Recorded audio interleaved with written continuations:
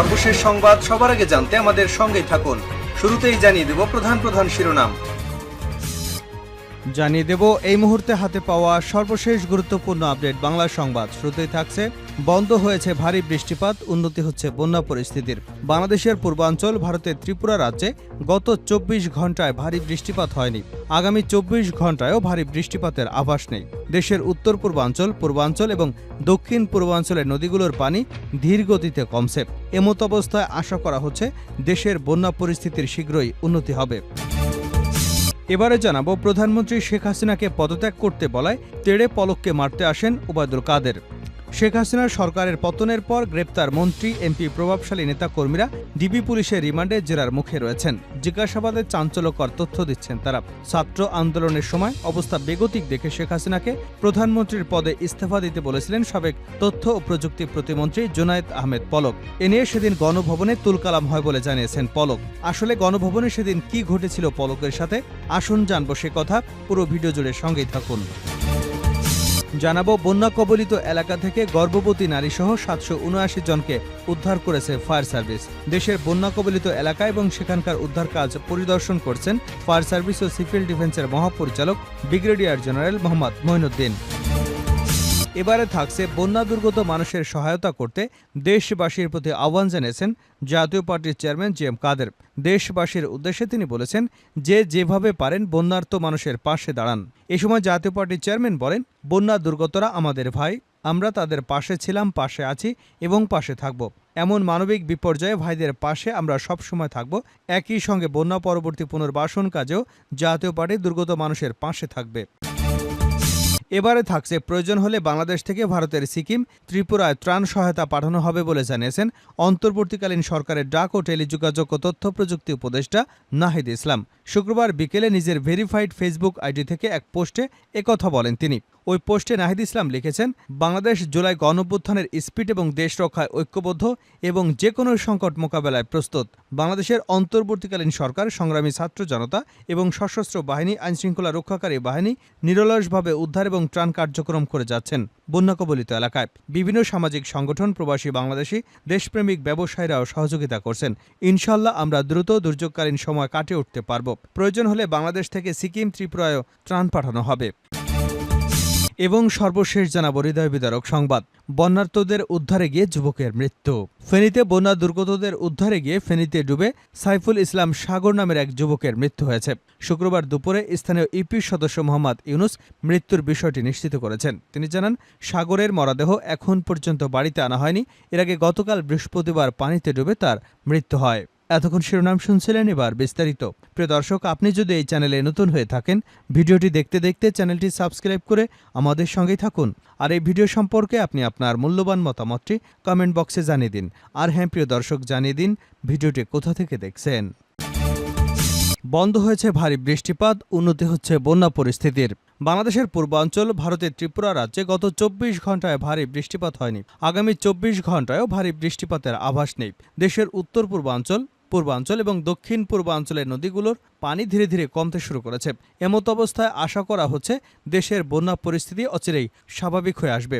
শুক্রবার দুপুরে বন্যা পূর্বাভাস ও সতর্কীকরণ কেন্দ্রের নির্বাহী প্রকৌশলী সর্দার উদয় রায়হান এসব তথ্য জানিয়েছেন। তিনি জানান, বিগত ২৪ ঘন্টায় পূর্বাঞ্চলীয় কুমিল্লা, ব্রাহ্মণবাড়িয়া, ফেনী জেলার ভারতীয় ত্রিপুরা সীমান্তবর্তী অঞ্চল এবং ত্রিপুরা রাজ্যের ভারী বৃষ্টি হয়নি। ফলে উজানে নদ নদীর পানি কমতে শুরু করেছে। এতে ব্রাহ্মণবাড়িয়া, কুমিল্লা, ফেনী ও চট্টগ্রাম জেলার বন্যা পরিস্থিতি ধীরে ধীরে উন্নতি হচ্ছে।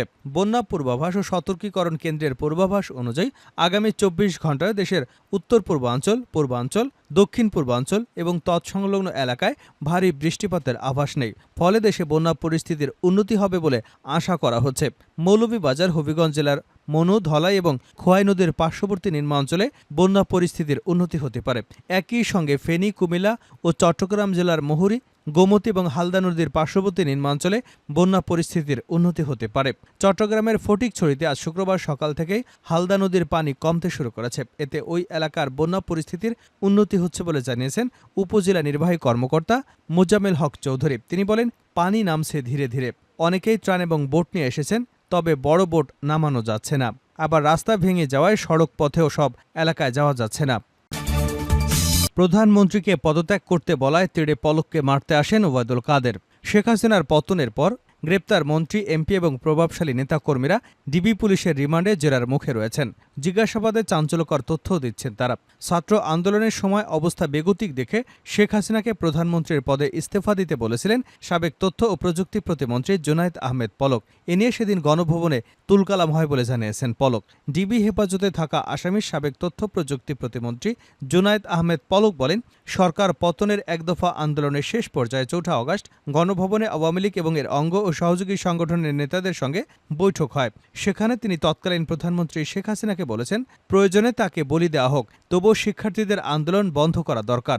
প্রধানমন্ত্রীকে ছাত্র জনতার চোখের ভাষা, মনের ভাষা বোঝার চেষ্টা করতে বলেন পলক। সে সময় সড়ক পরিবহন ও সেতুমন্ত্রী ওবায়দুল কাদের পলককে তেড়ে মারতে আসেন। তখন সাহসী হয়ে পলক প্রধানমন্ত্রীকে স্টেপ ডাউন করতে বলেন। আওয়ামী লীগকে মানুষ ঘৃণা করছে, থুথু দিচ্ছে বলার পর পলককে গণভবন থেকে বের করে দেওয়া হয় বলে রিমান্ডে জানিয়েছেন তিনি। জুনায়েদ আহমেদ পলক ডিবিকে জানান, স্মার্ট বাংলাদেশ গঠনে 10 মিনিট স্কুলের সঙ্গে 5 বছর মেয়াদে সরকারের যে 5 কোটি টাকার চুক্তি ছিল সেটা তিনি বাতিল করতে চাননি। জোর করে ওই চুক্তিটি বাতিল করান সাবেক শিক্ষামন্ত্রী মহিবুল হাসান চৌধুরী নওফেল। কারণ 10 মিনিট স্কুলের অন্যতম কর্ণধার আইমন সাদিক আন্দোলনকারী ছাত্রদের পক্ষে ফেসবুকে স্ট্যাটাস দিয়েছিলেন। তারা তাদের ফেসবুক প্রোফাইল লাল করেছিলেন। ডিবির জিজ্ঞাসাবাদে পলক জানান, প্রধানমন্ত্রীকে বাস্তবতা মেনে নেওয়ার অনুরোধ জানালেও তিনি মানতে রাজি হচ্ছিলেন না। এ সময় সংশ্লিষ্ট ডিবি কর্মকর্তারা পলককে প্রশ্ন করেন, দেশে স্থিতিশীলতা চাইলে দায়িত্ব থেকে পদত্যাগ করেননি কেন? এ সময় নিশ্চুপ থাকেন পলক। বৈষম্যবিরোধী ছাত্র আন্দোলনের সময় গত 19 জুলাই পল্টন এলাকায় গুলিবিদ্ধ হয়ে মারা যান রিকশাচালক কামাল মিয়া। এ ঘটনায় পল্টন থানায় হওয়া মামলায় গ্রেপ্তার হন সাবেক তথ্য প্রযুক্তি প্রতিমন্ত্রী জুনায়েদ আহমেদ পলক। নিরাপত্তার কারণে তাকে ঢাকা মহানগর গোয়েন্দা পুলিশের কার্যালয়ে রাখা হয়েছে। গর্ভবতী নারীসহ 779 জনকে উদ্ধার করেছে ফায়ার সার্ভিস। দেশে বন্যা কবলিত এলাকা এবং সেখানকার উদ্ধার কাজ পরিদর্শন করছেন ফায়ার সার্ভিস ও সিভিল ডিফেন্সের মহাপরিচালক ব্রিগেডিয়ার জেনারেল মোহাম্মদ মঈনুদ্দিন। শুক্রবার দিনব্যাপী তিনি বন্যা কবলিত ফেনী এবং এর আশপাশের এলাকা ঘুরে দেখেন। তিনি সেখানে ফায়ার সার্ভিসের উদ্ধার কার্য পরিচালনা করেন এবং বিভিন্ন পয়েন্টে বন্যা কবলিতদের মাঝে খাদ্য সামগ্রী বিতরণ করেন। এ সময় অধিদপ্তরের পরিচালক সহ বিভিন্ন স্তরের কর্মকর্তারা উপস্থিত ছিলেন। 21 আগস্ট থেকে 23 আগস্ট বিকাল 4টা পর্যন্ত দুর্গত এলাকার বিভিন্ন স্থানে আটকে পড়া 779 জন নারী, পুরুষ এবং শিশুকে উদ্ধার করে নিরাপদ আশ্রয়ে স্থানান্তর করেছে ফায়ার সার্ভিস। তাদের মধ্যে 5 জন গর্ভবতী নারী এবং 19 জন বৃদ্ধ রয়েছেন। যে যেভাবে পারেন বন্যার্ত মানুষের পাশে দাঁড়ান জেএম কাদের। বন্যা দুর্গত মানুষের সহায়তা করতে দেশবাসীর প্রতি আহ্বান জানিয়েছেন জাতীয় পার্টির চেয়ারম্যান জেএম কাদের। দেশবাসীর উদ্দেশ্যে তিনি বলেছেন, যে যেভাবে পারেন বন্যার্ত মানুষের পাশে দাঁড়ান। শুক্রবার বিকেলে জাতীয় পার্টির চেয়ারম্যানের বনানীস্থ কার্যালয় মিলনায়তনে বন্যার্তদের ত্রাণ তহবিল গঠন বিষয়ক সভায় সভাপতির বক্তৃতায় তিনি এর আহ্বান জানান। এ সময় জাতীয় পার্টির চেয়ারম্যান বলেন, বন্যা দুর্গতরাই আমাদের ভাই, আমরা তাদের পাশে ছিলাম, পাশে আছি এবং পাশে থাকব। এমন মানবিক বিপর্যয়ে ভাইদের পাশে আমরা সবসময় থাকব। একই সঙ্গে বন্যা পরবর্তী পুনর্বাসন কাজেও জাতীয় পার্টি দুর্গত মানুষের পাশে থাকবে। তিনি উল্লেখ করে বলেন, বন্যার শুরু থেকে জাতীয় পার্টির নেতাকর্মীরা স্থানীয়ভাবে বন্যা দুর্গতদের পাশে আছে। তিনি বলেন, অন্তর্বর্তীকালীন সরকার চাইলে আমরা তাদেরকেও সব ধরনের সহযোগিতা দিতে প্রস্তুত আছি। মহান আল্লাহর কাছে ফরিয়াদ করে বলেন, যারা বন্যায় নিহত হয়েছেন তাদের যেন মহান আল্লাহ তাআলা শহীদি মর্যাদা দান করেন। জাতীয় পার্টির মহাসচিব মুজিবুল হক চুন্নু বলেন, কোনো সতর্কীকরণ ছাড়া ভারত বাঁধ খুলে দেবার কারণে বাংলাদেশে এই ভয়াবহ বন্যা। আন্তর্জাতিক আইন অনুযায়ী উজানের কোনো রাষ্ট্র যদি নদীর গেট খুলে দেয় তাহলে অবশ্যই ভাটির দেশগুলোকে আগাম জানিয়ে দেবার বিধান রয়েছে। অথচ গেট খুলে দেবার আগে ভারত সরকার আমাদেরকে কোনো রকম সতর্ক করেনি। এই সভা থেকে ভারতের এমন কর্মকাণ্ডে নিন্দা জানাচ্ছি। বন্যার্তদের উদ্ধারে গিয়ে যুবকের মৃত্যু। ফেনীতে বন্যা দুর্গতদের উদ্ধারে গিয়ে পানিতে ডুবে সাইফুল ইসলাম সাগর নামের এক যুবকের মৃত্যু হয়েছে।